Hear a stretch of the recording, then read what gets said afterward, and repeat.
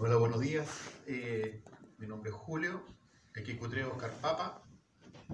La idea es lo que estaban diciendo de ser ético, tiene que ver muchas veces con que tratamos de utilizar herramientas no válidas para lograr un resultado, siendo de que con algo de conocimiento del mundo de la radiodifusión, con algo de conocimiento de cómo lograr un buen DX, un buen grupo de DX, de una buena cantidad de contactos, incluso con una estación precaria, con una estación no de las grandes ligas, tener buenos resultados, es utilizando conocimiento básico de lo que nos da el mundo de la radiodifusión. Uno de ellos es la propagación ionosférica. La potencia no lo es todo. A veces ni siquiera la antena es todo, sino que es tener el momento adecuado de la comunicación. Yo participo muchas veces en los contes QRP, 5 watts, y tengo resultados. Y a veces incluso me autoinflijo daño transmitiendo en 10 metros en un conte, en esta época. Y en esta época, 10 metros, muchos dicen no pasa nada. Sin embargo, teniendo los conocimientos básicos de lo que es la propagación ionosférica, en los momentos adecuados, los horarios adecuados, apuntando hacia donde corresponde, fíjense que tengo resultados. Y se logran cosas. Recién estaban haciendo el ejemplo con Matías. Matías tiene una tremenda estación, unas lindas antenas bien altas, a diferencia de que yo estoy en un CITE pequeño en Las Condes, donde estoy rodeado de edificios, la atenuación es tremendamente grande, y yo estoy súper orgulloso porque hice más contacto en 10 metros que Matías. Y yo con RP y él con 1500 watts, o 1200 en realidad, que es lo que corresponde. Lo que da la corriente, claro. Según él son 800, 900, que no le da más la corriente ahí en el campo. Nuestros indicadores. Yo los invito a cada vez que estemos en el mundo del conte o vayamos a sentarnos en el DX a mirar estas cosas. En el solarham.com, creo que están estos indicadores. Y estos indicadores son los que nos dicen si vamos a tener un buen momento de DX o no tenemos que tener un buen momento de DX. ¿Vamos a sufrir o no vamos a sufrir? Nos va diciendo claramente y permanentemente qué es lo que sucede. Estos elementos son los que utilizan las expediciones. Estos elementos son los que utilizan las Big Gun, que le llaman las tremendas estaciones. Las tremendas estaciones que tienen 20 antenas por banda, y ellos utilizan esto para maximizar sus resultados. Estos elementos son esenciales para el mundo del DX, para nuestro mundo de DX, y para que sea una experiencia y que verdaderamente ese delta de contactos, ese delta de puntos en el caso de los concursos, o ese momento que ustedes tienen que voy a dedicarle al DX, sea fructífero.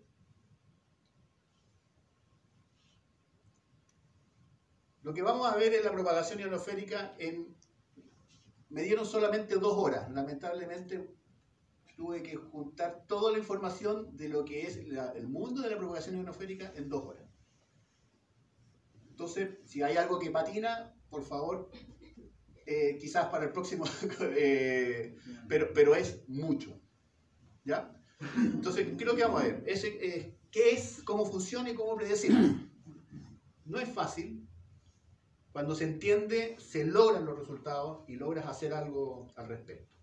Entonces vamos a ver algunos fundamentos, cómo funciona el tipo de propagación atípica, cómo predecirla y algunas conclusiones que pudiéramos entregar. Fundamento. La propagación ionosférica, ¿qué es? Es la propagación de ondas de radio utilizando la ionosfera en su camino.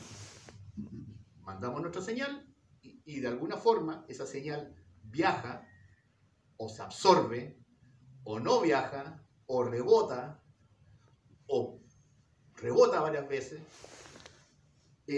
a través de la ionosfera. Se utiliza con nuestras bandas de los 600 metros hasta los 70 centímetros. Podemos utilizar la ionosfera incluso en VHF o UHF. Permite distancias desde unos pocos kilómetros hasta varias vueltas a la Tierra. ¿Quién es el principal culpable? El solcito, que es una tremenda mole llena de energía, llena de elementos que permite que a nosotros tengamos propagación, que nuestras señales lleguen al más allá, o que simplemente, o simplemente no lleguen. Es una tremenda mole que está funcionando a mucha temperatura, con explosiones nucleares, y el señor Sol es quien rige nuestro gusto de llegar lejos o simplemente no llegar.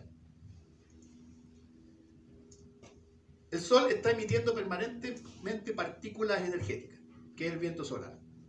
A veces ese viento solar es débil, como en nuestra época ahora, que estamos en el traste del ciclo solar, pero sin embargo siempre está emitiendo, está haciendo de las suyas permanentemente. Estamos siendo protegidos por una atmósfera, y esa atmósfera se comienza a cargar, comienza a variar de día a de noche, comienza a tener distintas situaciones, se van dando distintas situaciones, depende de lo que esté haciendo el Sol en algún momento del día, o lo que esté sucediendo incluso hasta el otro lado cuando estamos de noche.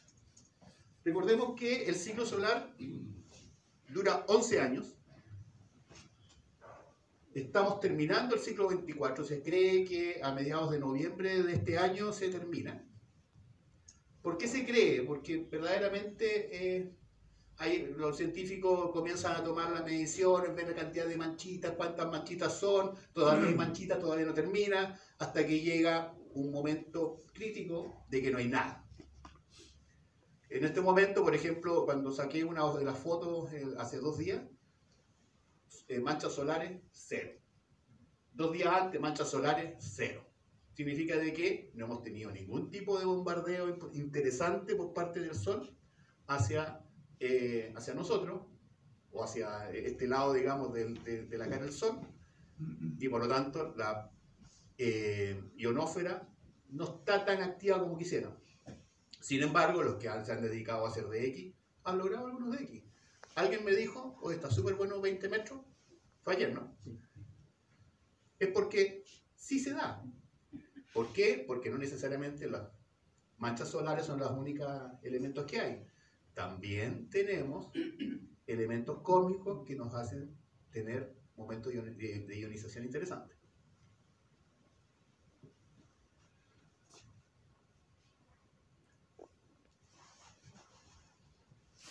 La actividad solar más importante para nosotros como DXistas son las manchas. Y, bueno, algunas reglas básicas. Mayor cantidad de manchas, mayor actividad. Mayor posibilidad de propagación. Mayor posibilidades de que todas las bandas tengan alguna actividad y que lleguemos más lejos. Tengamos menos atenuación, tenemos mayor propagación, tenemos mayor cantidad de rebotes, etc. Una mancha es una erupción solar. Cualquier similitud a otra cosa es buena coincidencia. Sin erupción solar no hay flujo solar. ¿Ah? ¿Qué pasó?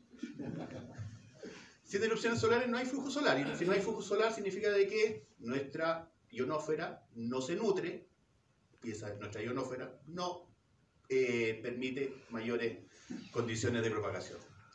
Ahí insisto, podemos tener, esto es parte del telón, ¿eh? Pero aquí 0 manchas solares, pero siempre tenemos, insisto, podemos tener 0 manchas solares, pero siempre hay algo desde el más allá que está aportando a la ionosfera. Mismo Sol también.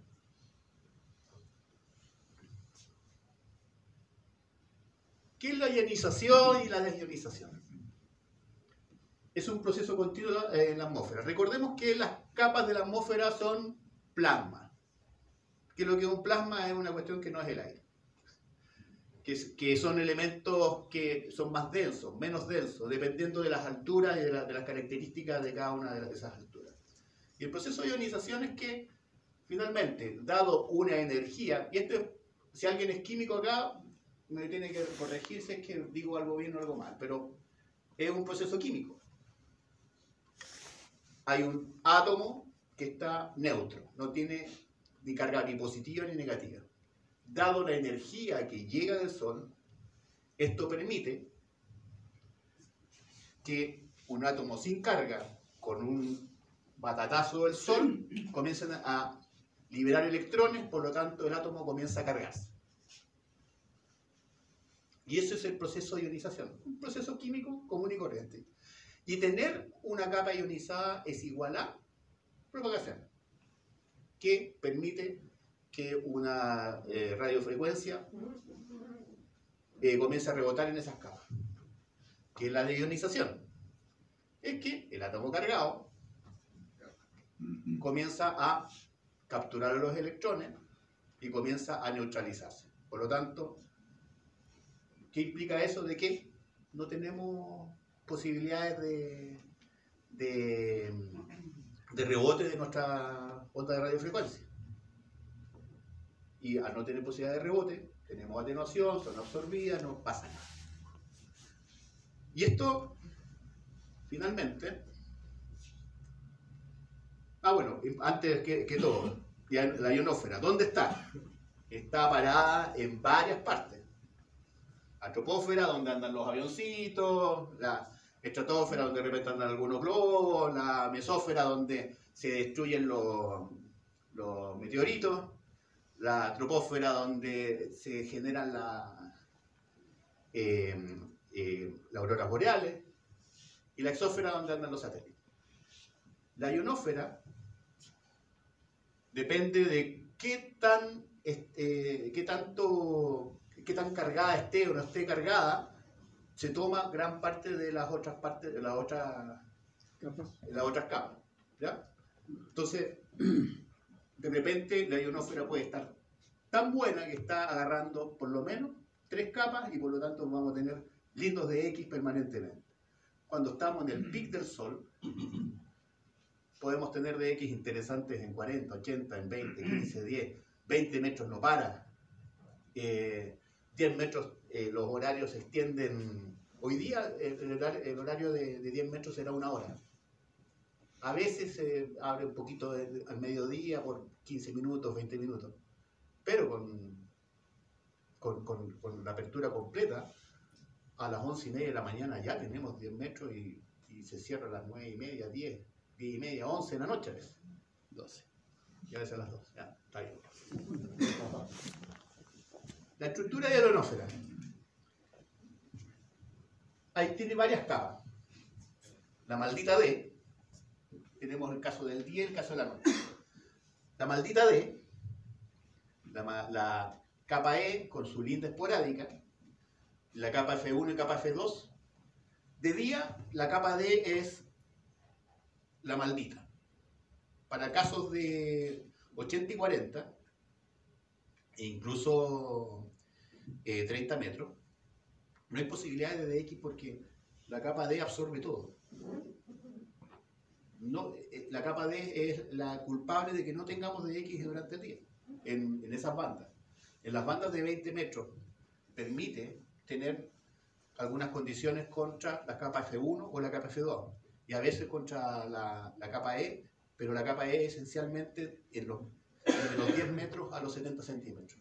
Hoy vamos a hablar un poquito de la capa E, que es la más simpática de todas, pero la más incierta, pero la que da más gusto a veces. En la noche, la capa D se desaparece. El sol que nos está pegando hace que desaparezca la capa D, se diluye. La capa F1, F2 se junta en una sola y la esporádica E se mantiene. Por lo tanto, en los casos de 80, 40 y 30 metros, permite tener, como no existe la capa D, permite tener algunos tipos de DX con la capa F2, que dependiendo qué tan gruesa esté, es donde llegamos, o qué tanta altura esté, es donde llegamos con los DX. Estas caras, que no es una cara, sino que es la cantidad de energía o la cantidad de densidad de electrones que tiene cada una de las capas. Hoy día este es un dibujo esencialmente estándar, pero sin embargo, hoy día que estamos en la parte baja de la actividad solar, la capa F está disminuida. La capa F está disminuida. Y por lo tanto, las posibilidades de propagación, voy a tener cayendo, la capacidad de propagación es bastante menos, porque la capa F está esencialmente debilitada, dado la actividad solar que tenemos hoy día. Bueno, ¿cómo funciona? Como les decía, la capa D absorbe. El malo de la película, altura de 60, 90 kilómetros, ahí está. Se forma progresivamente tras el amanecer con la actividad solar y comienza a absorber todo lo que suceda en 80 y 40 metros y 30 metros. Desaparece cuando comienza a desaparecer, a desaparecer el sol, comienza a desaparecer para nosotros. Y produce interesantes atenuaciones. Siempre la capa D durante el día va a tener atenuaciones. Dependiendo, entonces, cuando tenemos una capa D a las 12 del día, interesante, gruesa, podríamos tener propagación en 20, sí, pero está atenuando la pasada con los 20 metros. Sale atenuada, pero si logramos buenos DX gracias a las capas superiores que están fortalecidas. Hoy día, en 20 metros, supongamos que no están buenas las condiciones, o las condiciones, cuando hablamos buenas condiciones, estamos hablando de 14.000, 15.000 kilómetros, no 8.000 que he estado juntos o parte de Europa. Estamos hablando de un salto interesante. Hoy día podría ser de que escuchemos apenas alguna estación de Eurasia, o escuchemos apenas Australia, es porque la capa D estamos hablando del mediodía, en 20 metros, a las 3 de la tarde, en 20 metros, la capa D está atenuando fuertemente y las capas F están debilitadas, por lo tanto no van a llegar buenas señales de vuelta, ni de ida ni de vuelta. Además tengan en cuenta de que cuando nosotros saltamos en las 20, 15, 10, 12, 17 metros arriba, atenuamos de pasada en la D. ¿Y qué pasa de vuelta? Atenuamos otra vez. Tenemos doble sensación de atenuación. Por eso es que muchas veces la que es en esta época del ciclo solar son bajas las señales o son pocas las señales y solamente son algunas aperturas interesantes que se podrían dar en ciertos horarios. Entonces la mala de la película es la capa D durante el día y que en esta época del ciclo tenemos una importante atenuación. La capa E es la caprichosa estrella invitada. Es bien entretenida la capa E. Se forma por la radiación de rayos X blandos, no los duros, porque tenemos dos tipos de rayos X. Hay unos que son energía. Sí, son algunos que son, ya después vamos a ver que son fregados. Solo refracta parcialmente algunas bandas. En ocasiones aparece la esporádica. ¿Qué es lo que es la esporádica E? Que siempre hablan de, no, la esporádica E para 10 metros hasta 75 centímetros. Es una condición que se da por varios elementos. El elemento mayor es que se genera una energización especial de alguna zona que permite unos saltos pequeños, o sea, saltos e incluso túneles a través de la banda de 10 metros en VHF y UHF. Por eso es que los que han estado en Valparaíso, a veces, por lo menos cuando yo estaba niño en la época de la universidad, lográbamos con una antena de cuarto de onda hablar con Lima, Perú. No, en VHF, 2 metros. En VHF, 2 metros. Hablar con Lima, Perú. En los de Antofagasta seguramente tienen bastante más esporádicas con Perú. Y se hacen contactos bien interesantes en VHF, UHF. Y lo interesante para nosotros es que el mundo de X no solamente está en HF, sino que también está en VHF, UHF, en 50 megas. En 10 metros los saltos son sumamente interesantes y con potentes señales de recepción, y que pueden durar minutos a 2, 3, 4 horas, dependiendo de lo que suceda. ¿Cómo se forma también? Aparte de la alta ionización de alguna parte de la capa en algún momento por alguna explosión, o sea, alguna llegada de rayos X blandos y UV, por temas atmosféricos. Los temas atmosféricos son bien interesantes porque cuando tenemos algunos tipos de vientos y nubes específicas, se puede ionizar una parte de esas nubes altas, y esa ionización genera una capa de suficiente capacidad y densidad como para hacer el rebote, la refracción. Oh, Carlito, bienvenido. Disculpe. No, por favor. La capa. Buenas noches. Hola chicos. ¿Cómo estás, Carlito? Bienvenido. Bueno, una acotación respecto a las condiciones climáticas, ¿no? Desde Concepción a veces entramos directo al Valparaíso, desde VHF, y fundamentalmente este último tiempo hemos tenido muy buenas condiciones en VHF, sobre todo la última semana. Claro, justamente. Y eso es producto de lo que tú explicas, de que la primera capa como que se abre y permite la propagación en VHF a larga distancia. Mira, la explicación es súper clara. Cuando ustedes van en el vehículo a cierta velocidad, en primavera, verano, temperatura templadita, ambiente seco, tocan el auto, duele el dedo. ¡Tac! Chispazo. Eso es estática. Eso significa que está cargado el auto. Cuando nosotros tenemos ciertas nubes y comienzan estos vientos de alta velocidad a ciertas temperaturas, con ciertas humedades, comienzan a cargar el vehículo, que es esas nubes. Y finalmente genera estas capas densas, ionizadas. Eso se puede observar por la formación de cirro, Carlos.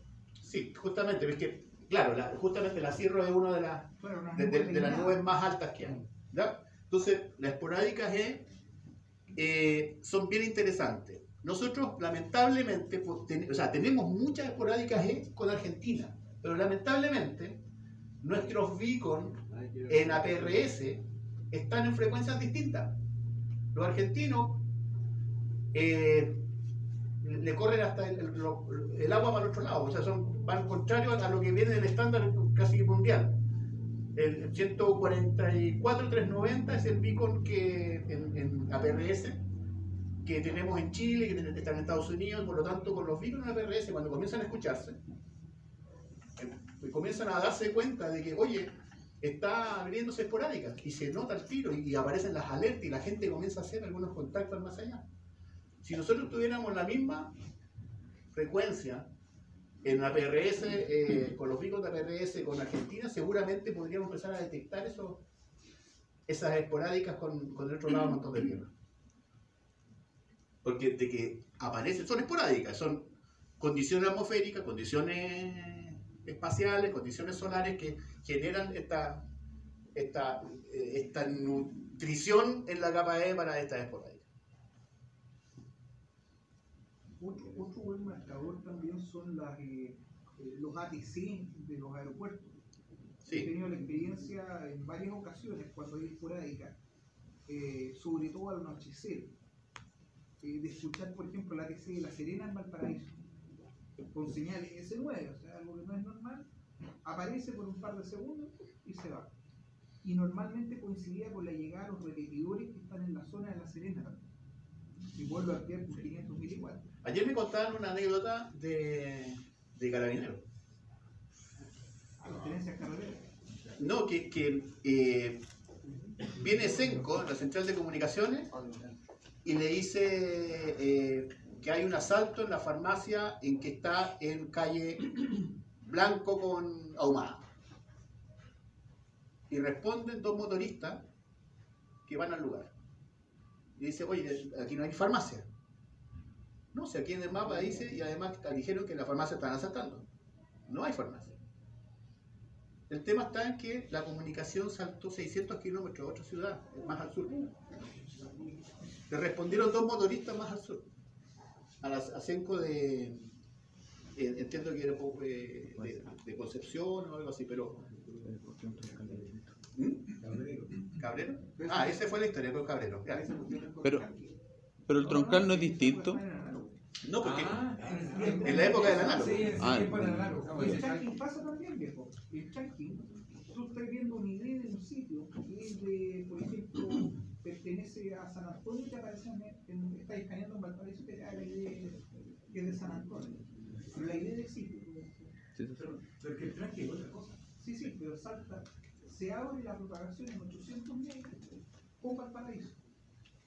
No, o sea, aparece la idea de la celda de San Antonio. Sí, se generan estas esporádicas de comunicación entre dos cerros que habitualmente no se escuchan, se comienzan a escuchar. Bueno, la buena F, la maravillosa F, son dos durante el día y unificada durante la noche. Está entre los 150 y los 220 kilómetros la F1 y entre los 250 y los 300 y más de 350 la F2. Y que se transforma en una sola. Es de noche, así que se juntan.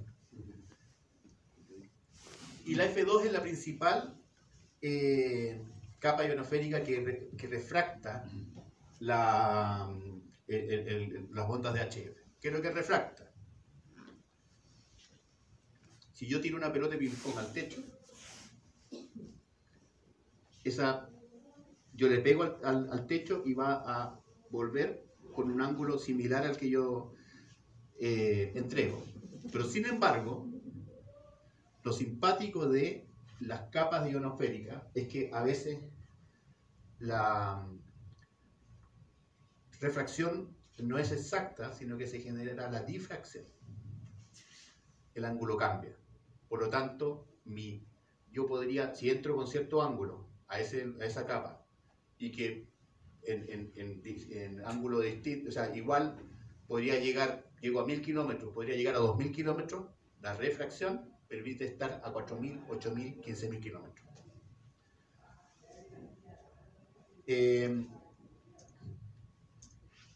Hasta 4000 kilómetros en un solo salto. Pero más allá podemos tener una cantidad interesante de saltos. Incluso hasta dar vuelta a la Tierra. Incluso dar hartas vueltas a la Tierra. De ahí es donde se generan lo que se llama los ecos. Son los lompas. Y lo que los antiguos decían que era augurio de terremoto. Yo hice un video de que cuando me apareció el eco en algún momento, hice el video y dije, a ver si en realidad, para registrar el eco, a ver si en realidad venía algún terremoto. No pasó nada. Hice otro video de eco, a ver si pasaba algo. No pasó nada. Así que empíricamente puedo decir que con mis ecos no pasó nada.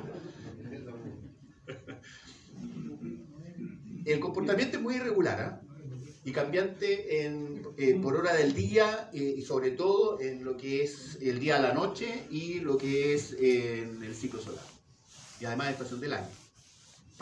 ¿Por qué? Porque la capa D es la maldita, que nos genera problemas. Yo tengo una experiencia. Antena noreste, me contestó un colega de Los Ángeles en 20 metros, 11 de la noche. No paso. Y yo no lo, o sea, no es que no lo podía creer, le dije, pero ¿está en Los Ángeles, Estados Unidos? No, estoy en Los Ángeles. Y, Claro. entonces, yo no lo escuchaba en directo, pero lo escuchaba los papos, que lo escuchaba con el ego, con el... Bueno, efectivamente, lo estás escuchando dos veces. Lo estás escuchando directamente con la propagación terrestre, sí. y también lo estás escuchando a través de lo que es la ionosfera, por alguna vuelta larga, digamos.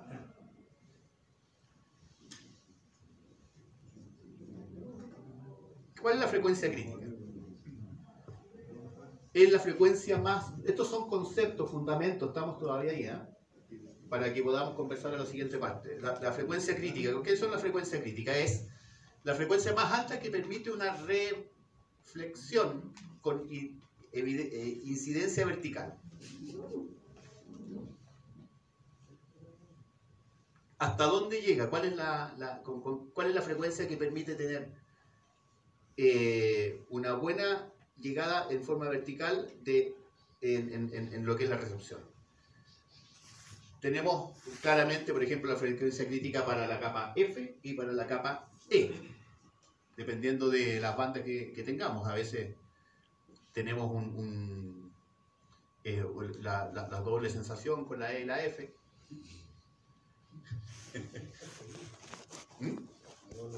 Claro, es la que le gusta al Danilo ahí. La máxima frecuencia utilizable. Cuando miramos la primera slide, miramos varios cuadros y aparece el MUF. Máxima frecuencia utilizable. Esa máxima frecuencia utilizable es que te dice que dónde está la parte más alta del rango de las bandas de frecuencia donde vas a tener propagación. Y eso depende de hasta dónde tú saltes, porque en algún momento tú podrías tener subirte de banda y ya no tuviste un rebote en la capa F. Por eso es que a veces tú tienes apertura en 20, apertura en 17 metros, pero no tienes apertura en 12, en 10. Tienes apertura en 15, pero, y no tienes apertura en 20.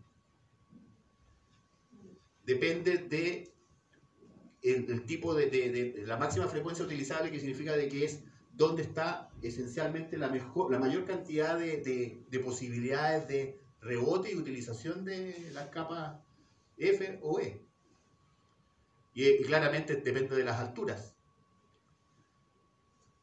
También está la mínima frecuencia utilizable. Obviamente, si tenemos una máxima frecuencia utilizable, tenemos una mínima frecuencia utilizable.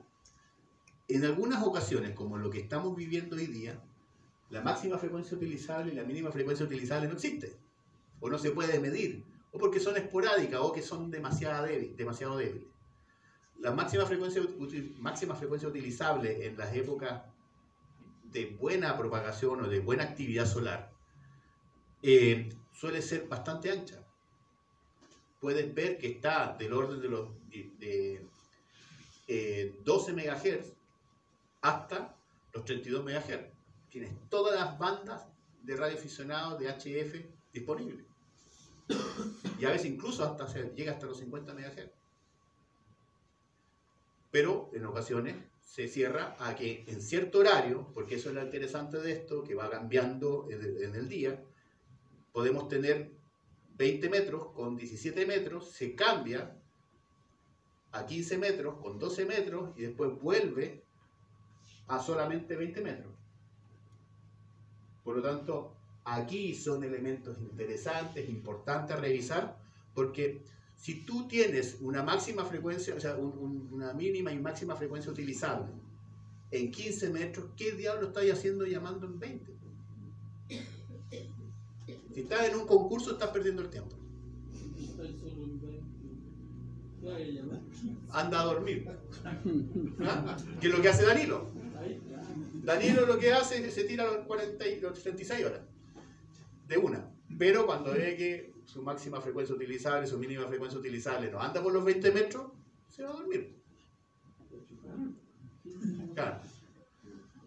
O se va a las chiquillas de frente. Claro. Está mejor la propagación allá, dice.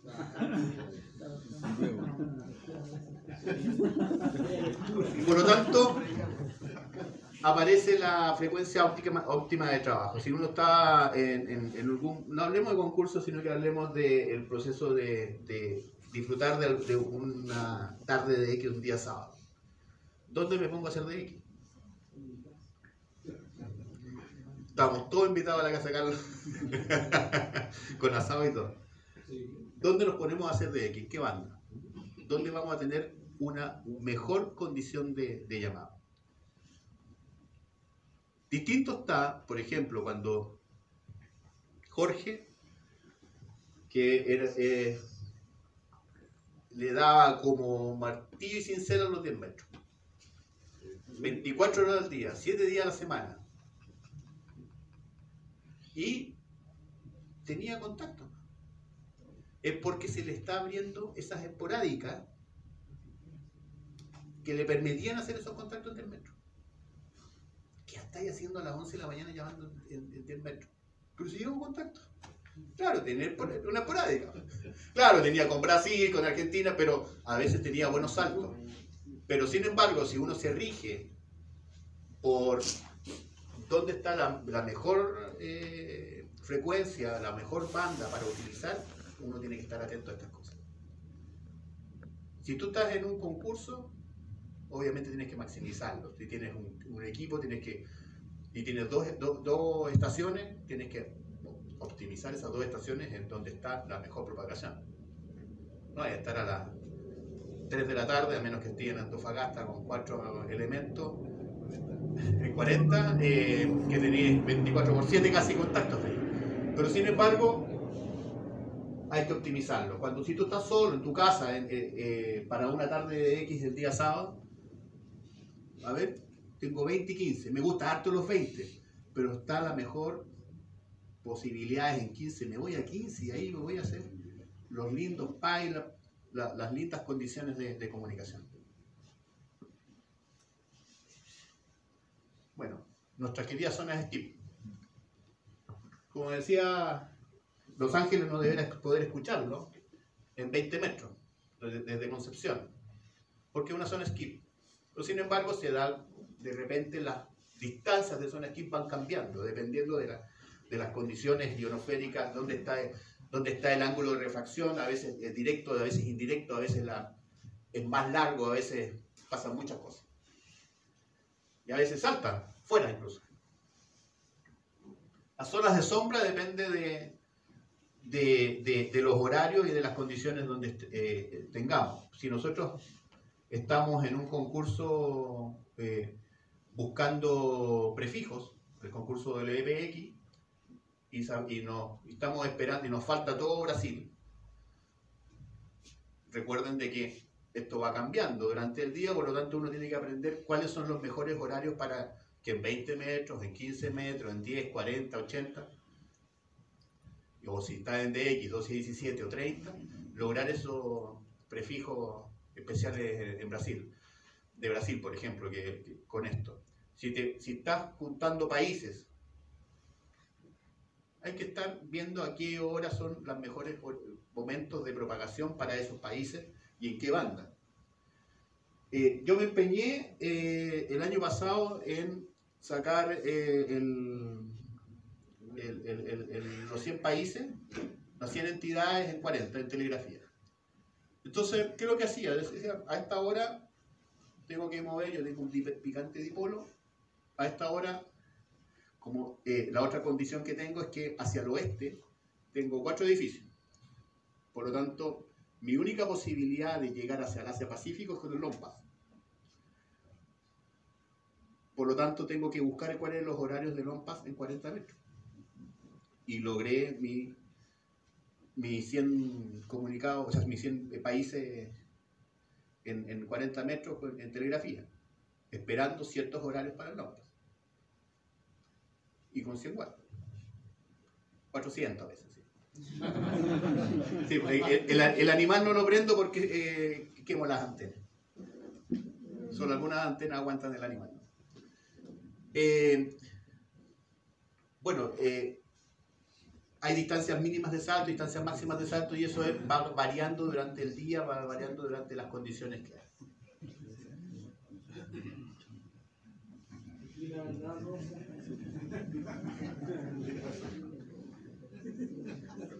Los modos de propagación simple: salto, doble salto, contra la capa E, doble salto con la capa E, un salto con la capa F, doble salto con la capa F.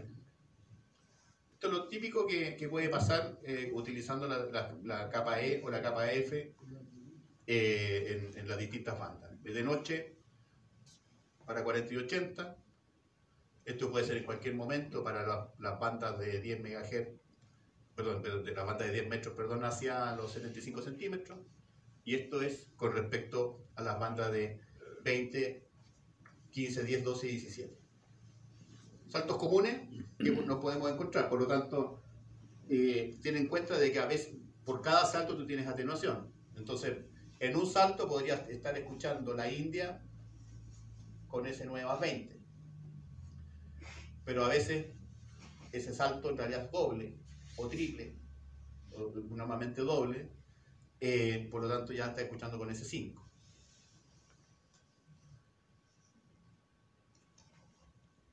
Los otros son más complejos que tenemos, son bien simpáticos porque podemos saltar sobre la capa F y saltar sobre la capa E. Insisto, en este caso podría ser para lo que es 10 metros. Podría ser 6 metros, pero ya se complejiza con la capa F.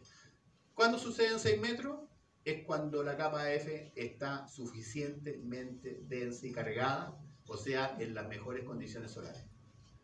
Pero normalmente eso sucede más que nada con la banda de 10 metros.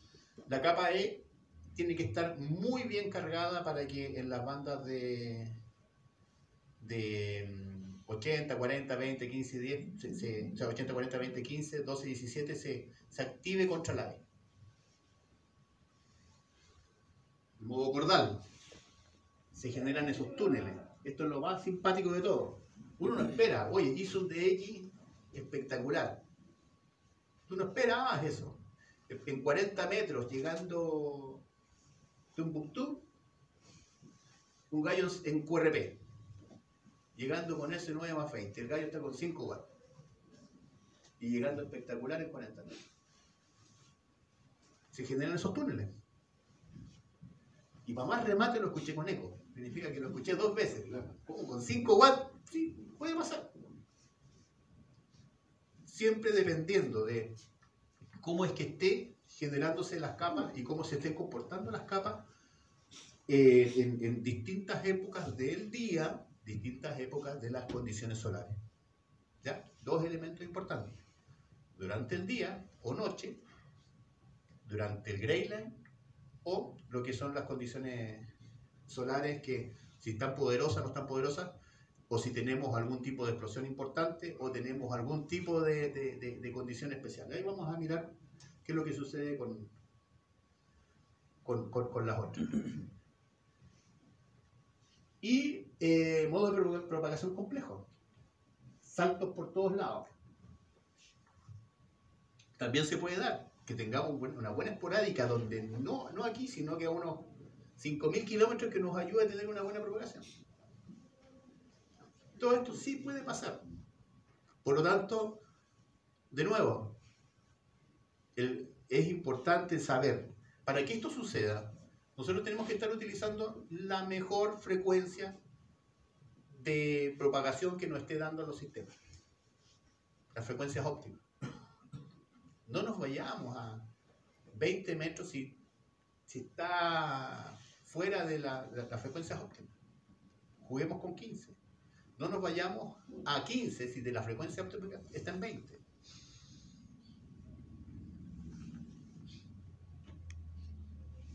El modo canalizado comienza a saltar entre la capa E y la capa F. También. ¿Se hace túnel ahí? ¿También? No, el túnel, lo que Porque en modo canalizado también podría hacerse como un túnel.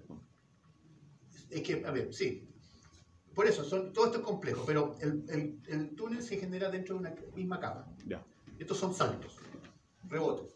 Ahora, podrías tú tener un túnel en la capa E, podrías tener un túnel en la capa F y saltar varias veces. Y también, como también puede hacer, como ahí está mostrando, entre la F y la E se puede hacer un túnel también. Es No tan grande. El túnel es dentro, a ver, el concepto es que el túnel es dentro de la misma capa. Ya. Cuando tú rebotas, es rebote entre capas. Ya.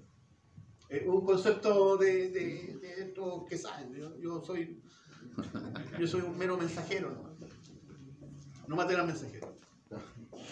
Chao. Aquí está lo que es la frecuencia óptima, la máxima frecuencia y la mínima frecuencia en distintos horarios. ¿Se dan cuenta? Mira. Hasta las 10 de la mañana tenemos, digamos que hasta las 8 de la mañana. UTC. Tenemos en condiciones óptimas para todo lo que es 80, 40 y 30, 80, 40 y 10 metros, perdón, y 30 metros, 80, 40 y 30 metros. Que es lo típico que sucede de noche. Aquí es donde tenemos que hacer el máximo. El caballero del brillo de la cabeza ya. El peladito desde el fondo. Le encantan los 160, los 80 y 40 en esta hora. No, déjenme a mí al 80 nomás. Váyanse al costado, yo déjenme a mí 80 nomás. Aquí lo hace Pedro y hace contactos re interesantes. Y después comienza a variar. Como dije, esta parte de la banda, con la capa, la maldita D, comienza a absorber. No hay DX, hay contactos locales nomás. Comienza a absorber, pero las otras bandas tienen posibilidades de propagación. Esto que estamos viendo aquí son condiciones específicas de un punto a otro que tú puedes tomarlo a través de herramientas que están en internet o programas que tú puedes bajar de internet para tu computador para optimizar tu DX. En este caso es el circuito entre Madrid y Nueva York en febrero del 2012. Esa es la foto.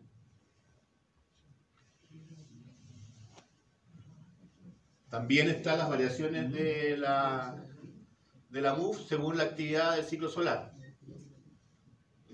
Acá y allá. Cuando tenemos baja actividad, la MUF es más flaquita. Cuando tenemos alta, la MUF es más grande. Si se fijan, la actividad solar obviamente manda para los 15, 12, 17 metros, mucho más.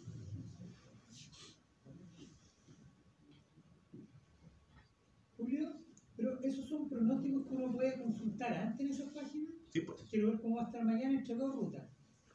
Sí, o puedes mirarlo en el momento. Normalmente lo que se hace, mira, yo lo que hago es que este fin de semana, ¿qué hago? Para el concurso o si me siento a hacer DX.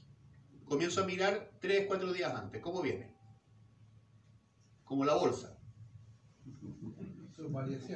¿Vendo o compro? Comienzo a ver las variaciones.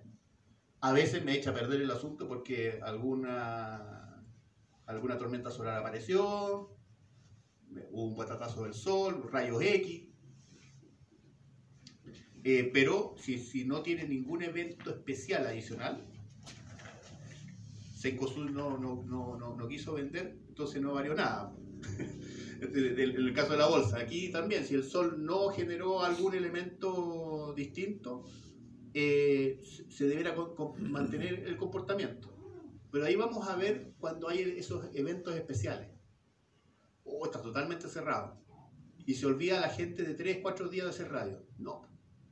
¿Estás seguro que 24 horas después de ese evento vas a tener unas tremendas posibilidades de DX? Porque si las propagaciones se comienzan a normalizar y hay una capa F bien fortalecida.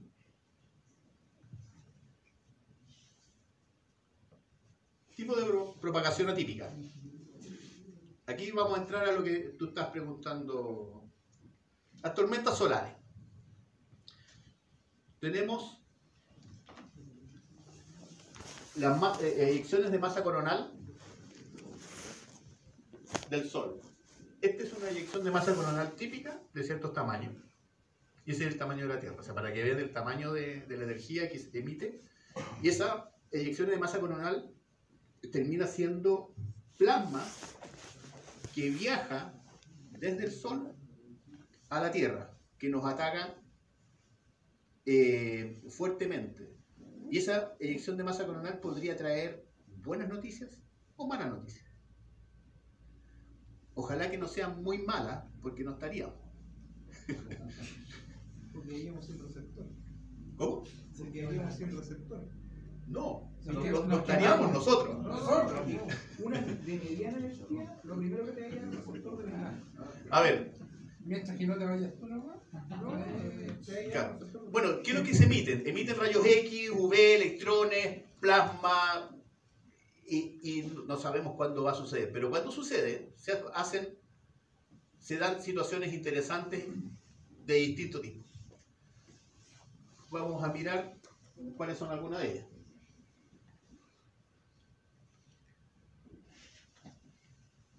Después de una explosión solar, que podrían tener rayos X, estas perturbaciones ionosféricas repentinas demoran 8 minutos en llegar. Explotó allá, 8 minutos acá. O sea, no podemos saber, no podemos ni hacer nada si nos llega a una condición de rayos X. No sé si se acuerdan que en el año 92 hubo un blackout en Nueva York. en Toronto, Toronto, o en Quebec, perdón, en Quebec. Y ese blackout fue justamente por una explosión solar con exceso de rayos X, mucha energía, que hizo un blackout tremendamente grande. Yo estaba chico, pequeño, y estaba en 40 metros en la posta radial. Los más viejos se van a acordar de eso. Tiene que haber sido como a las 4 de la tarde, una cosa así. Y se dio de que de repente las señales de todo el mundo empezaron a desaparecer. Como que le bajaron el volumen a todo el mundo. Y el ruido era ensordecedor. S9 más 20, más 30, más 40. Yo salí a mirar la antena. Estuvo 3 horas. Para nosotros hubo un blackout desde el punto de vista del HF en 40 metros. En el caso de Quebec, todos los sistemas de control de la hidroeléctrica se murieron y por lo tanto se sobrecargaron los cables y hubo varios problemas.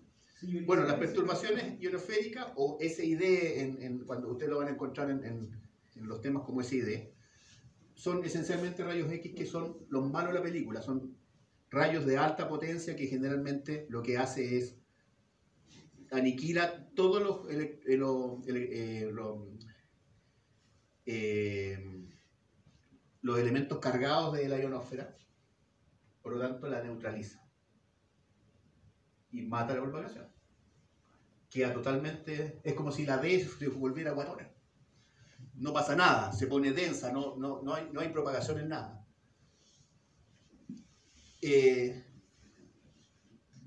Están los protones que se hacen las absorciones en los casquetes polares, que llega aproximadamente 2 horas, y luego el viento solar que llega entre 2 y 36 horas, que son las tormentas geomagnéticas. Por eso es que se puede predecir las tormentas geomagnéticas. Un batatazo allá, por lo tanto en las siguientes 24 o 48 horas vamos a tener tormentas solares.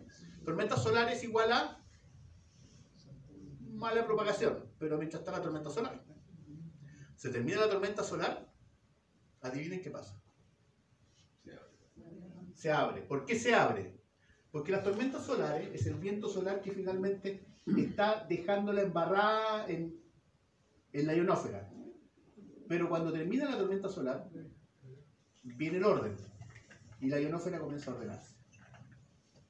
Y comienza a generar posibilidades de ionización, porque comienza a reordenarse la atmósfera. Y esas posibilidades de ionización implican de que la capa F se engruesa, la capa E se engruesa, la F1, F2 se engruesa, la capa D se adelgaza, entonces comienzan a ver cosas interesantes. Hace 3 meses atrás, alguien estaba sorprendido de que en 40 metros a las 5 de la tarde entraba Italia. 40 metros. Claro, justamente fue después de una tormenta solar que duró 3 días. Esas cosas pueden pasar.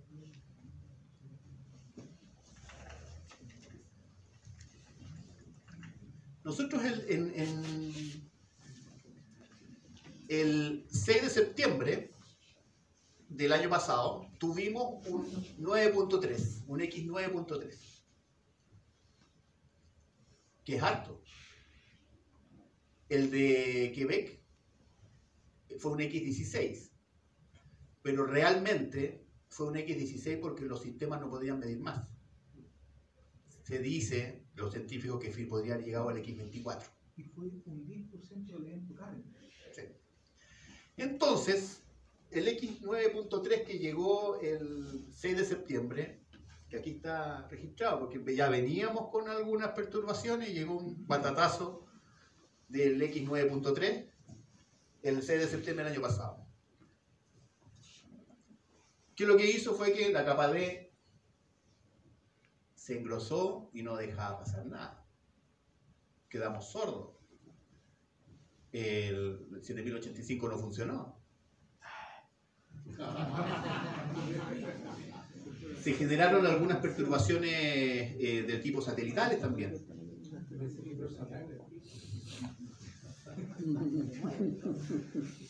No sabían qué hacer ese día.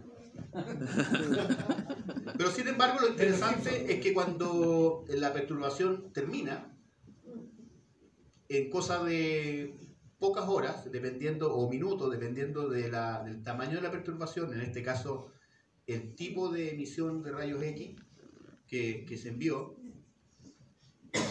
la capa D comienza a volver a la normalidad.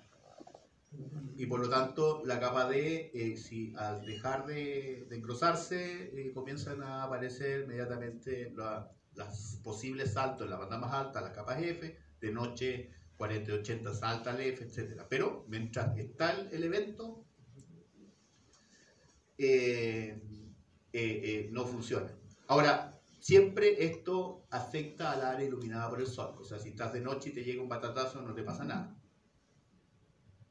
Pero sin embargo no puedes comunicarte con el otro lado, si estás de noche.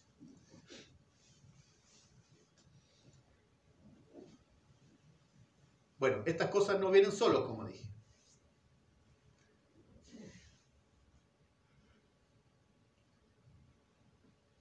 El gran batatazo del 10 de septiembre del 2017. No vienen solos, vienen con viento solar, vienen con rayos X, vienen con muchas cosas. Como decía, se da las tormentas geomagnéticas, que son las que generan perturbaciones necesarias, o sea, perturbaciones que nos pegan en las condiciones de DX. Lo peor de todo es que la tormenta solar, como les decía recién, me adelanté un poco en la conversa, de que la capa F2, que la propicia para lo que son los DX a larga distancia, se vacía de electrones, por lo tanto no hay posibilidades de que haya una refracción. No hay una posibilidad de que rebote nuestra señal de radiofrecuencia en esas capas.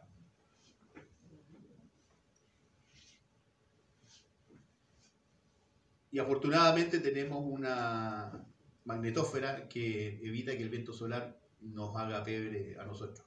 Por eso seguimos vivos. Sin embargo, los rayos X pasan directo. Y eso es interesante porque si en algún momento le da un gran hipo al Sol y nos envía una emisión de rayos X, en 8 minutos vamos a estar bien fritos. Afortunadamente no sucedió.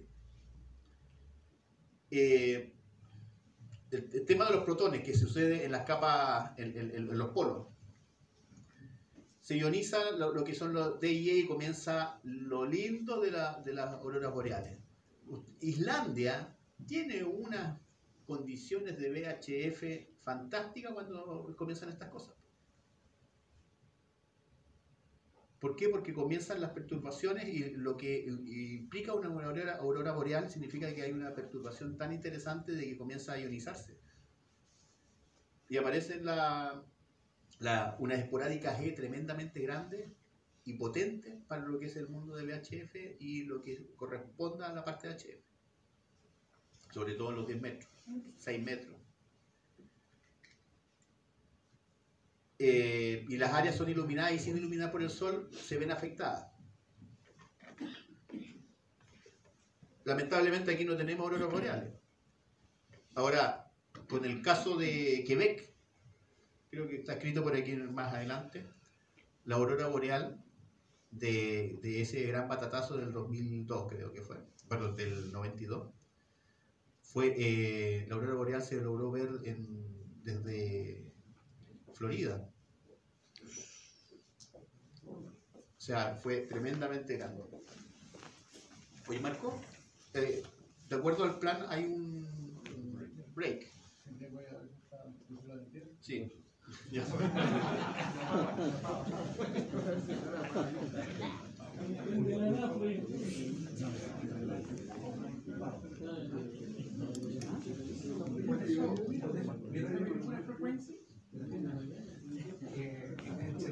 Cuando hay una perturbación, esto es lo que suele suceder. Cuando hay una perturbación en lo que es bajo los 5 MHz, se muere. Cerca de los 10 MHz hay una baja señal. Y sin embargo, en 20 metros, que es la... ¿Vivió el agua? Ya. Y en 20 metros hay algo de perturbación. Sin embargo, a veces son tan fuertes de que incluso 20 metros se muere.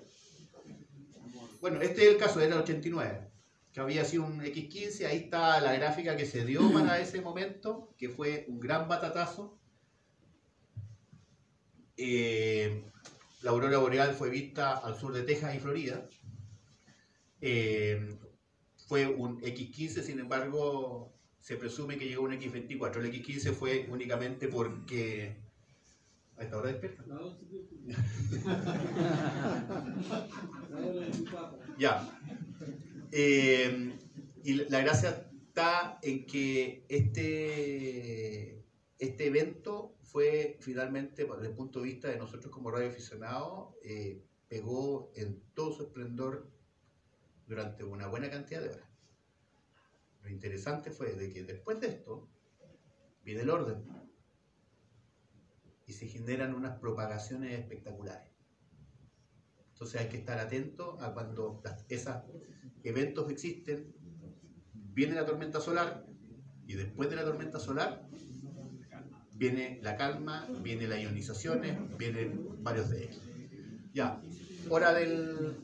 Un segundo. ¿Sí? Con respecto a este tema, Ya. en esa época, después del evento, Talcahuano, Venezuela en VHF. Sí, bueno, se generan las esporádicas, ¿no? Si fue un gran batatazo. Fue aproximadamente una semana. Sí, ya. Volvemos en 3 minutos.